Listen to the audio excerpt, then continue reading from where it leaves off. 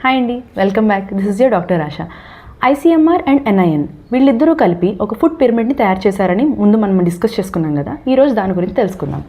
ఈ food pyramid ఏంటంటే it's something like this అండి. చూడండి, ఇందులో చూస్తే ఇది ఒక పిరమిడ్ అనుకుంటే బేస్లో వాళ్ళు వెజిటబుల్స్ అండ్ ఫ్రూట్స్ని పెట్టారు.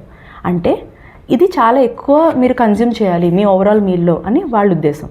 ఆ తర్వాత పెట్టారు సెరల్స్ అండ్ మిల్లెట్స్, అంటే మనం ధాన్యాలు, చిరుధాన్యాలు ఇవన్నీ ఇందులో వస్తాయి. ఆ తర్వాత వాళ్ళు పల్సెస్ని పెట్టారు అండ్ పప్పులు, ఏమంటారు, గుడ్డు, ఫిష్, మీట్ అన్నీ కలిపి ఇందులో ఉంటుందన్నమాట. అంతకన్నా తక్కువ నట్స్. సో వీళ్ళు ఏం చెప్తారంటే మీరు 30 grams నట్స్ రోజు తీసుకోండి అన్నీ కలిపి.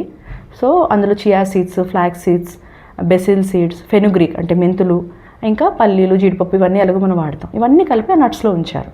అండ్ అన్నిటికన్నా పైన చూస్తే ఇక్కడ ఉంది ఆయిల్. అంటే మీ కుకింగ్ ఆయిల్ అనేది చాలా తక్కువ ఉండాలి.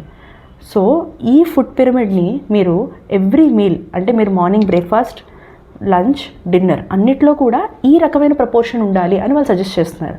ప్రాక్టికల్గా వీలైతే వెరీ గుడ్ అండి. అవ్వలేదనుకోండి, అట్లీస్ట్ మీరు డే మొత్తంలో ఇది అవుతుందా లేదా ఫాలో అవ్వడానికి ట్రై చేయండి. ఒకసారి మీరు అన్నం పప్పు ఎక్కువ తిన్నారనుకుంటే నెక్స్ట్ మీల్లో వెజిటబుల్స్, ఫ్రూట్స్ని కొంచెం పెంచండి.